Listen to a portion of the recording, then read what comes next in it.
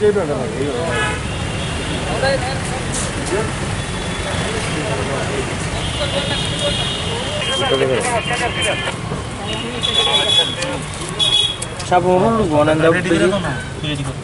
দাও দিত না দিলেছি স্পট ফাইনে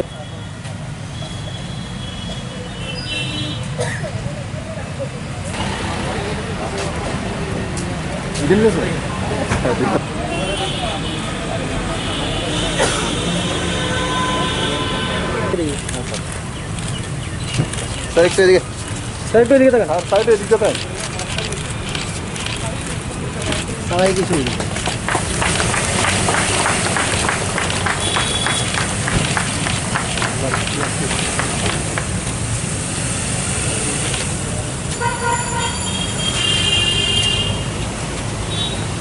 আমি ভিতরে যাবো ডাক্তার দিল শুধু ডাক্তার দিলে হয়ে গেল। স্যার স্টার্ট করেন। স্যার একটু এদিকে দেখুন। হ্যাঁ স্যার স্টার্ট। স্যার একটু এদিকে, স্যার একটু এদিকে থাকেন। স্যার সাইডে এদিকে থাকেন। সবাই কিছু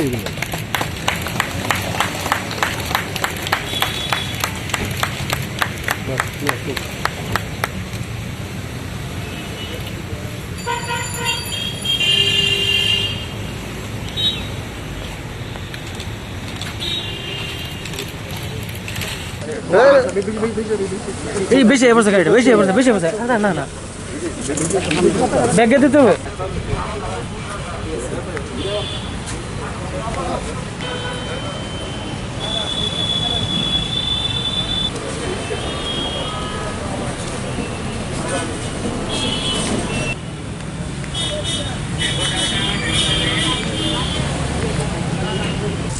হ্যাঁ ये तो रनिंग अवस्था रनिंग होते भी सच नीचे का पूरा स्नैप वीडियो इनका पहले से आप लोग कैप्चर कर सकते हैं। एक एडवांटेज है कि उसकी मोबाइल है तो डिफरेंट लोकेशन से उसी दिन में हम कर सकते हैं ताकि लोगों को ये पता ना चले कि আর আমাদের স্যার এই চালান আছে স্যার, এই চালানগুলি স্যার আমরা হোয়াটসঅ্যাপের মাধ্যমে বা অনলাইনেও আমরা আমাদের অফিসে পাঠিয়েও স্যার এই চালানো স্পিডটা আমরা নিজে অটোমেটিকলি ক্যাপচার করে নিই। এখন স্যার মোটর সাইকেল হোক বা ট্রাক গাড়ি হোক বা এলএমবি টাইপের গাড়ি হোক সবগুলো আলাদা ক্যাটাগরি ওয়াইজ ক্যাপচার করা যাবে। আবার আমাদের সঙ্গে সঙ্গে আমরা ওগুলি কালার প্রিন্ট করতে পারবো। কালার প্রিন্ট করলে আমাদের এসব আসবে স্যার। কত পেজে ওকে এটা চলছে কত দূর থেকে এটা স্যার লাইটেলেস কোন যাবে রে গাড়ি স্যার ক্লাসের মধ্যে কালার দিতাম কইরা দিতে গান কাট করে দিছ গান করে কই কমার্শিয়াল তো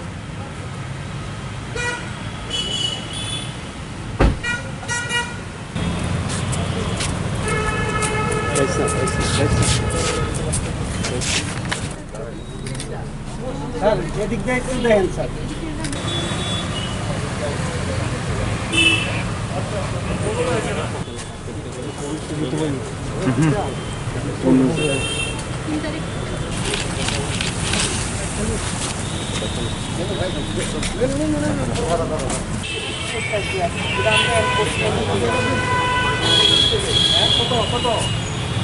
এগুলো ইন্টারসেপ্টার ভেহিক্যাল আমরা অত্যাধুনিক ট্রাফিক পুলিশ ব্যবস্থার জন্য এগুলো ক্রয় করা হয়েছে।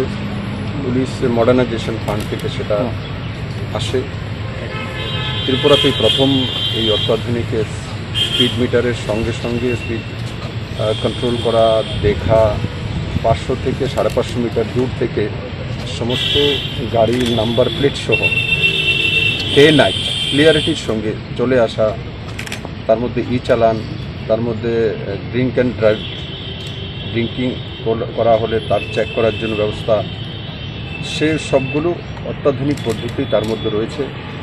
আর আমরা বিগত দিন লক্ষ্য করেছি যে বিশেষ করে আগরতলা থেকে সাবরুম যে নতুন রোড হয়েছে ট্যাপ শোল্ডার, তার মধ্যে মানে স্পিডের কারণেই 90% অ্যাক্সিডেন্ট হয়েছে। পুলিশ, ট্রাফিক পুলিশ চাইলেও সেটাকে স্পিড ব্রেকার লাগিয়ে দেওয়া বা তার মধ্যে কোনো কন্ট্রোল করার ব্যবস্থা একটু ব্যারিকেড লাগানোর পরেও দেখা যাচ্ছে যে সেগুলো মানছে না।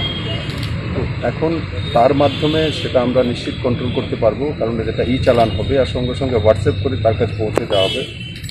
আর শক্ত কারবাই হবে তার মধ্যে, আর উইথ প্রুফ, আধুনিক প্রুফ থাকবে। বিশেষ করে আমরা এই রুটটাকে চিহ্নিত করেছি। আর জিরানিয়া আসাম আগরতলা রুটে জিরানিয়া একটা পোর্শন আছে, জিরানিয়া মোহনপুর, ওই পোর্শনটা, এই দুইটা পোর্শনে ত্রিপুরা সবচেয়ে বেশি অ্যাক্সিডেন্ট হয়। আমি আশা করি এতে ত্রিপুরাবাসী লাভবান হবে এবং যারা এই ধরনের অনিয়ন্ত্রিত বাইক বা গাড়ি চালায় তাদের উপরে কন্ট্রোল আসবে এবং এতে অ্যাক্সিডেন্টের মাত্রা কম হবে এবং তাতে আমার ত্রিপুরা নিশ্চিত মানুষের জন্য একটা শান্তির সূচক হয়ে সবার জন্য সহযোগিতা করে। যাতে কি রাত্রের যে অঘটনগুলো হচ্ছে সেটা কমানো এবং ক্রাইমগুলো কমানোর লক্ষ্যে এটা পদক্ষেপ নেওয়া। দেখুন, ক্রাইমগুলো এমনি তো আগরতলা সিটিতে কমান্ড কন্ট্রোল সেন্টার আছে, ইন্টিগ্রেটেড কমান্ড কন্ট্রোল সেন্টার। তার মাধ্যমে সমস্ত জায়গা থেকেই কেউ কোনোদিন কোনো আগরতলা শহরে মুভমেন্ট করলে সেগুলো আমরা সেন্ট্রালাইজ দেখতে পারি। আর তার সঙ্গে এই ভেহিক্যালটা যখন যোগ হবে তাতে আরও বেশি লাভ হবে।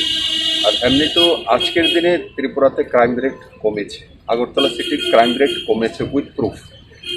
তার একটা বড় কারণ ইন্টিগ্রেটেড কমান্ড কন্ট্রোল সেন্টার, তা দিয়ে পুলিশিং সিস্টেমকে আমরা আরও ডেভেলপ করছি এবং আমাদের কাছে প্রমাণ রয়ে থাকে কেউ কোনো মানে অনাধিকার মুভমেন্ট যখন হয় তো সিসিটিভির মধ্যে ক্যামেরা রোল থাকে, অত্যাধুনিক ক্যামেরা সেগুলো। তো আগরতলার প্রত্যেকটি গলিগলির মধ্যে শহরে সেটা রয়েছে এবং তার কারণে আগরতলাতে এখন ক্রাইম রেট অনেকটা কমেছে। আগামী দিনে আমি আশা করি যে ক্রাইম রেট আরও আজকে দুটো গাড়ি দেওয়া হয়েছে, তো আগামী দিনে আরও সেই ভেহিক্যাল কেনা হবে। এখন দুটো দিয়ে আমরা স্টার্ট করছি, আর আগামী দিনে আরও এই ধরনের অত্যাধুনিক ইন্টারসেপ্টর ভেহিক্যাল, আরও পুরো পুলিশ মডার্নাইজেশন আমরা অনেক ইকুইপমেন্ট আমরা ওয়ার্ক অর্ডার দিয়েছি। তো সেগুলো আসবে, পুলিশিং ব্যবস্থা যাতে উন্নততর ব্যবস্থা হতে পারে, মডার্ন পুলিশ ব্যবস্থা হতে পারে, সেই দিশাতে ত্রিপুরা পুলিশ। দুটি গাড়ি উদ্বোধন করা হয়েছে, এক্ষেত্রে কত টাকা ব্যয় হয়েছে রাজ্য সরকারের? দেখো, এই গাড়ির 15 লাখ টাকা করে একটা গাড়ি। তো এমন আগে আরও এই ধরনের অনেক ব্যবস্থা। জেলায় 12টা থেকে কারফিউ জারি হয়েছে, একটা নির্দেশ নামা। আগরতলায় কি এরকম কারফিউ বা পুজোর দিনগুলোতে কীরকম? গভর্নমেন্ট সেন্ট্রালাইজড কোনো এই ধরনের সিদ্ধান্ত নেয়নি কারফিউর বিষয়ে। গভর্নমেন্ট একটা গাইডলাইন চালু করেছে, গাইডলাইন জারি করেছে চিফ সেক্রেটারি, সেটা আপনাদের কাছে পৌঁছে গেছে। সেই গাইডলাইনটা হচ্ছে ত্রিপুরা সরকারের গাইডলাইন। এখন ডিএম ওখানকার পুজো কমিটির সঙ্গে কথাবার্তা করে ক্লাব বিভিন্ন সংস্থানের উপর যদি কোনো সিদ্ধান্ত উপনীত হয় সেটা আলাদা বিষয়। স্থানীয়ভাবে কোনো বিডিও, কোনো ডিএম, কোনো এসডিএম যদি সিচুয়েশান ডিমান্ড করে, যদি স্থানীয় লোক বলে, তো সেটা করতেই পারা যেতে পারে। কিন্তু সেন্ট্রালাইজ ত্রিপুরা সরকার কোনো ন্যায় কাটুর জন্য কোনো এখনও দিশা নির্দেশিকা জারি করে। পুজো উপলক্ষে আপনার কী বার্তা থাকবে রাজ্যবাসী? পুজো উপলক্ষে আমার এটাই বার্তা থাকবে যে আমি সবার সহযোগিতা চাই। যেভাবে আমরা জনতার কার্ফিউগুলিতে সাড়া দিয়েছি মাননীয় প্রধানমন্ত্রী, যেভাবে ত্রিপুরাতে লকডাউনের সময় আমরা স্বতঃস্ফূর্তভাবে সাড়া দিয়েছি, আমি সবাইকে বিনম্র নিবেদন করব ভিড় না করা, সোশ্যাল ডিস্টেন্সিং মেনটেন করে করা। আর সেগুলো যদি আমরা করতে পারি তাহলে আমরা যেভাবে করোনাতে এখন বেরিয়ে আসছি, ত্রিপুরাতে এখন ডেথ রেট কমেছে, রিকভারি রেট 90% পৌঁছে গেছে, ওর সব ব্যবস্থা সঠিকভাবে যাচ্ছে। হোম আইসোলেশনে মানুষ এখন ঠিক হয়ে বাড়িতে চলে যাচ্ছে, পরিবারের সঙ্গে থাকতে পারছে। তো এই সবগুলো ডেভেলপড হয়েছে, একদিনে তো হয়নি। সেটা যাতে কোনো মতেই কেরালার কপি না হয় পোঙ্গলের, সেই জিনিসটা আমি সংবাদ মাধ্যমের মাধ্যমে প্রচার করার জন্য বলবো যে করুন দুর্গাপূজা, যে গাইডলাইনটা মেনে করুন, সোশ্যাল ডিস্টেন্সিং মেনে করুন, আর একটা হয়ে না বেরোনো, কোনো জায়গায় একটা হয়ে ভিড়ে না দাঁড়ানো। দেখুন, আমরা অনেক সময় বেরোই, আমার পরিবারের সঙ্গে আমরা জানি যে আমার 5জন পরিবার লোক আছে, এই 5 জনের মধ্যে কেউর হয়তো বা হয়নি বা হয়ে গেছে, তবুও এই 5 জন যদি একসাথে তেমন কোনো অসুবিধা নেই। কিন্তু আমি যেমন দুর্গাপূজাতে বেরোবো, কে কোথা থেকে এসছে কোনো জানাই নেই। 2 জনও যদি একত্রিত হয় তাতেও প্রবলেম হতে পারে, 3 জনও যদি একত্রিত তাতেও প্রবলেম হতে পারে। তার জন্য নিজের জীবন সর্বোপরি। পূজা তো প্রত্যেকবার আমরা করব, মা বলেনি যে পূজা করতেই হবে, মা তার সন্তানকে বাঁচিয়ে রাখতে চায়, সেটা হচ্ছে মূল ধর্ম। সেই দিশাতে যাতে আমরা সবাই মিলে স্বতঃস্ফূর্তভাবে কাজ করি।